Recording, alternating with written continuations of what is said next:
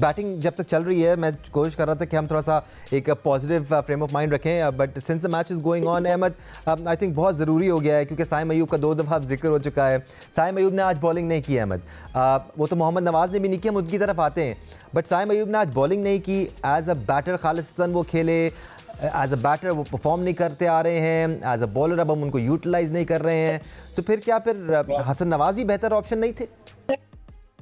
Ji, I mean Saim Ayub को ना, I think it's high time now कि आप इससे ज्यादा जो है ना उनको खिला के अब उन पे आप बहुत ज्यादा प्रेशर पुट करेंगे। हमने बहुत पैक किया है, बहुत ज्यादा, जितना सबसे कम अगर हमने किसी पे क्रिटिसाइज किया है ये 5-6 महीनों के अंदर, वो साइम अयूब रहे हैं, सिर्फ इसीलिए कि एवरीबडी थॉट कि इनके अंदर बहुत पोटेंशियल मौजूद है, और क्योंकि ऑलरेडी शॉर्ट ऑफ प्लेयर्स हैं हम लोग और हमें बैडली नीड है और सिस्टम ने तैयार नहीं किए उस तरह के, तो ठीक है यार, इसको बैक करते हैं, ठीक है, let's see you know how it goes.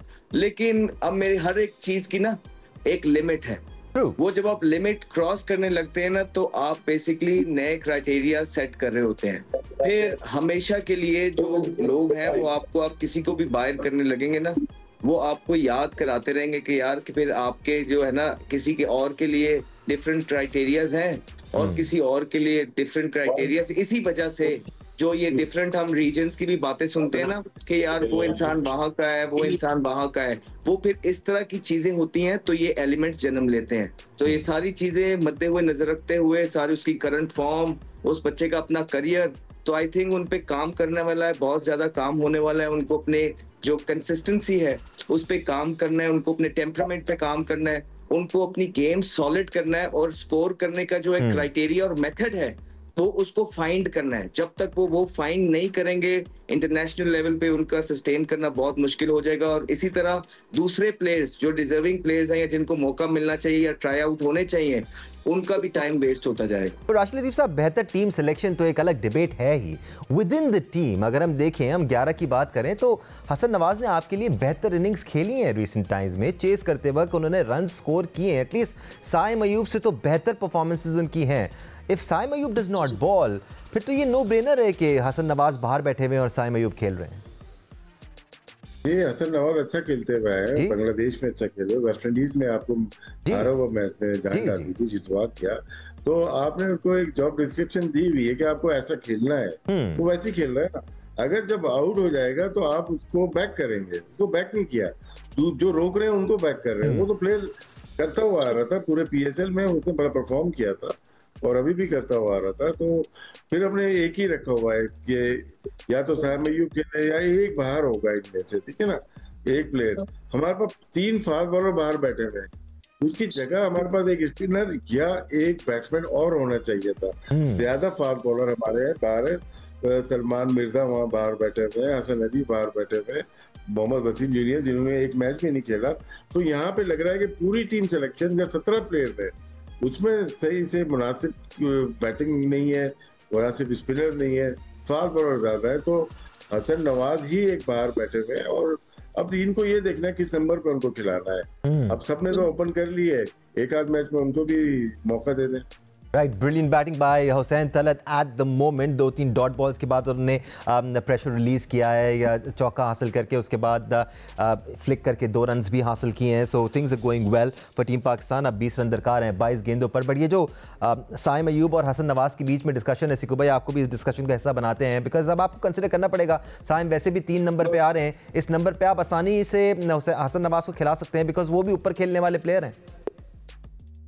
मुझे हैरत है कि अचानक हसन नवाज पे से कॉन्फिडेंस दिया। मैंने तो पहले ही बोला था कि जो लड़के खेलते हुए आ रहे हैं उनको, इसलिए कि आपने उनको प्रैक्टिस दी, मगर चले हुसैन तलब को आपने मौका दिया पिछले मैच में, आज वो कुछ अभी तक टिका हुआ है, ताकि ये मैच जीता, नथिंग लाइक इट। मगर किसी तरह हसन नवाज को मेरे ख्याल से साइम की जगह खुद बखुद उसने बना ली। साइम को हटाना पड़ेगा, आज तो उसने बॉल भी नहीं कराई, तो अब उसकी जगह जो है चले एक और चौका लग गया और उसकी जगह अब हसन नवाज को लेकर आना पड़ेगा। मेरे ख्याल से he is the only choice left, इसलिए कि बाहर अब कुछ दिल रह गए, एक 2 फास्ट बॉलर हैं हसन अली और सलमान मिर्जा, और आपके पास जो है मोहम्मद वसीम भी है, तो एक ही चॉइस रह गई है, वो हुसैन मोहम्मद हसन नवाज की है, जिसको आप लेकर आ सकते हैं। राइट। एक चीज और है सिक्कू भाई, दानिश सर ये अगर कैप्टन नहीं होते, सलमान के लिए आएगा तो एक बैट्समैन और ढूंढना पड़ता। एब्सोल्युटली। और एक और चीज भी है ना राशिद भाई, कि देखिए कि ये अगर हसन नवाज तो चलो आ गए, क्या पाकिस्तान एक दो फिर आगे फास्ट बॉलर नए बॉल पे जो है ना फास्ट बॉलर के बगैर जाएगा, मतलब शाहीन के साथ कोई नहीं होगा, तो do you think it's a right way going forward, बड़ी टीम के खिलाफ, अच्छी टीम के खिलाफ? वो तो साइम अय्यूब की जगह आ जाएगा ना, तो फास्ट बॉलर तो हारिस तो ऑलरेडी, और हारिस नया बॉल नहीं ना करता। जी जी, कंफर्टेबल महसूस नहीं करते सर। तो पाकिस्तान को भी स्ट्रगल हुआ ना जब साइम को मार पड़ी थी नए बॉल पे, तो हम यही कह रहे थे ना कि अच्छी टीमों के खिलाफ आपके पास दो अच्छे फास्ट बॉलर ऊपर होने चाहिए जो नया बॉल करके दें। यहाँ नया बॉल चलता है शुरू के अंदर, यहाँ पे स्विंग मिलता है, आप चांस लेते हो, तो हम तो नहीं ना खिलाते, वो यही तो बात कर रहे हैं। तो क्या साइम की जगह अगर हसन नवाज आ गया तो बाकी के प्लेयर्स यही रहेंगे और हम नया बॉल फिर स्पिनर से ही कराएंगे या नहीं? और इसी सवाल को मजीद आगे बढ़ाते हुए राशिद भाई, क्या सलमान मिर्जा वो रोल प्ले कर सकते हैं नई बॉल से बॉल करने वाला? जगह तो बनानी पड़ेगी ना। वो होगा ये कि मोहम्मद हारिस भी परफॉर्म नहीं कर रहे, कितने लोग नहीं परफॉर्म कर रहे, तो फिर कीपिंग पहना दे फरहान को, दादा फरहान को, चांस यहाँ पे भी हो सकता है। आपकी टीम कहीं ना कहीं तो आप अकोमोडेट कर रहे हैं ना, बिल्कुल बिल्कुल, एक प्लेयर मिस हो जाता है हमेशा, तो आप साहबजादा फरहान कर पाएंगे? मुझे लगता है राशिद भाई गोइंग फॉरवर्ड ना, साहिबजादा फरहान को चाहते या ना चाहते हुए जो इस टीम की कॉम्बिनेशन नजर आता है ना, ग्लव्स पहनने ही पड़ेंगे और उनको कीपिंग करनी ही पड़ेगी। पाकिस्तान को भी इसी चीज की जरूरत है और उनको खुद भी। तो मेरा ख्याल है कि अभी भी लाइक फॉर फ्यूचर बीसीबी को चाहिए कि साहिबजादा फरहान की कंसिडर करें, जो कॉम्बिनेशन इसके अलावा कोई बन नहीं रहा, इस पे काम किया जाए 6-8 महीने ना पूरी तरीके से कोई जबरदस्त, जिस तरह मैं नहीं कहता राशिद भाई को भाई जो मर्जी कोई टॉप का कीपर लेके आए जिसको साहिबजादा फरहान के साथ लगाए सुबह शाम, जो इसकी कीपिंग पे काम करे और 6-8 महीने लगा के उसकी बेसिक्स समझा के, ठीक है कीपिंग एक नेचुरल काम होता है जो गॉड गिफ्टेड होता है, लेकिन जब जरूरत पड़ गई है तो फिर भी उसके करने के तरीके होते हैं, वो तरीके पहले पूरे करें और उसके बाद जो है ना गोइंग फॉरवर्ड मुझे लगता है कि साहिबजादा को ग्लव्स पहनने ही पड़ेंगे टीम का कॉम्बिनेशन ठीक करने के लिए। अभी तो नहीं, इट्स टू अर्ली, लेकिन going forward at least T20 cricket में पाकिस्तान अफोर्ड कर सकता है। जी सिक्कू भाई, जी सर। मुझे इतना अफसोस हो रहा है अपने पाकिस्तान की क्रिकेट के ऊपर कि हम जो है आगे फ्यूचर में हम जबरदस्ती फरहान क्या नाम है साहबजादा फरहान को कह रहे हैं कि इसको हम ग्लव्स पहना दे। यार कोई कीपर ढूंढे। क्या पाकिस्तान में कीपर्स खत्म हो गए? है आपके पास हसीबुल्लाह है, रोहिल नजीर, दो ऑप्शन आपके पास हैं।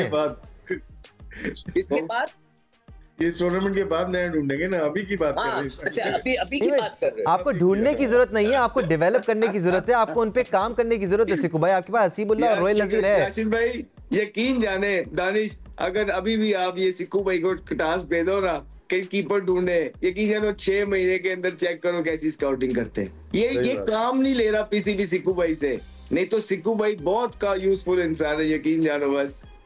नहीं आपका भी दिल कर रहा है, आप भी जाओ, आप ऐसे घूम लो, आप भी जाके देख लो।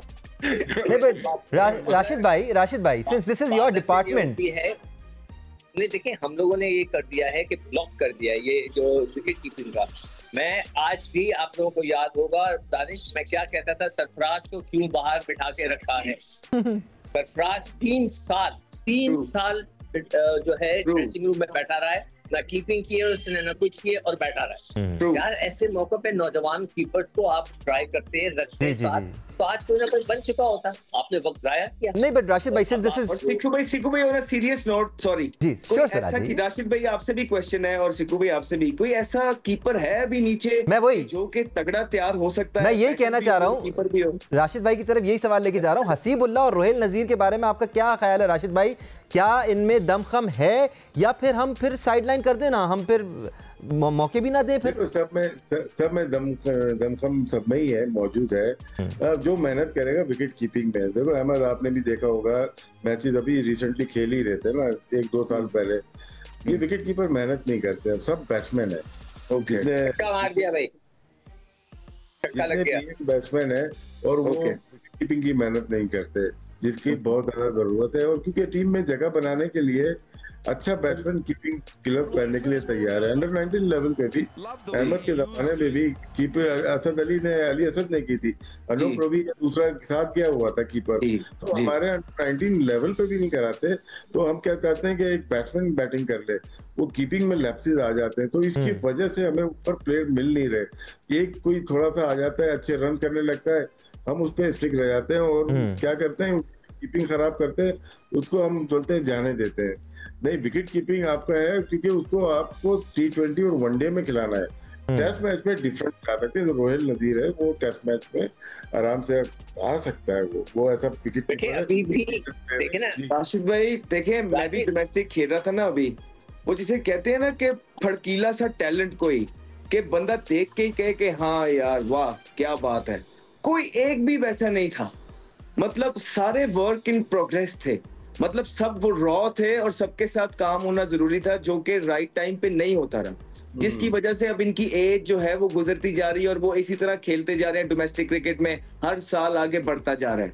तो वो कोई पाइपलाइन नहीं है उनके लिए भी कि जो रॉ टैलेंट आता है उसको ग्रूम करे, तराशे और उसके बाद तैयार करे उसको क्रिकेट के लिए। दुनिया भर में ऐसे ही तो होता है, लेकिन यहाँ पे थोड़ा सा सर काम करना पड़ता है ना। दानिश एक चीज और कि हमारे कोचिंग सेटअप में ना, कोचिंग में विकेट कीपिंग कहीं पे भी नहीं है। आप 2-4 बल्ले पे बॉल मार के कीपिंग को कर लेते हैं, और सिलेक्शन में भी आप देखते हैं सबसे ज्यादा कैचेस कितने पकड़े, आप ये देखोगे मिस चांसेस कितने हुए। वो हमारे पास डाटा जो होता है जो काम का, वो होगा नहीं कि विकेट कीपर ने 30 कैच पकड़े हैं, अगर उसने 15 उसने मिस चांसेस छोड़ दिए हैं, तो हमें उसको सिलेक्ट नहीं करना है। और फिर हम रन देखते हैं, एवरेज स्ट्राइक रेट करके एक कीपर सामने लेके आ जाते हैं। तो ये प्रोसेस सही नहीं है कि नंबर ऑफ कैचेस के ऊपर और थोड़े बहुत रन की वजह से वो नेशनल टीम से खेल जाता है, तो इसीलिए बैकफायर कर जाता है। हसीबुल्लाह बड़ा अच्छा रन करता हुआ है वनडे में, T20 में। और राशिद भाई एक कीपर का राशिद भाई, जिस तरह बैट्समैन के लिए मुझे लगता है कि स्टैट्स बड़े जरूरी हैं। आपने बिल्कुल ठीक कहा, उनके नंबर जरूर देखने चाहिए कि हाँ यार कितना कंसिस्टेंस है और कितने बड़े बड़े कितना टेम्परामेंट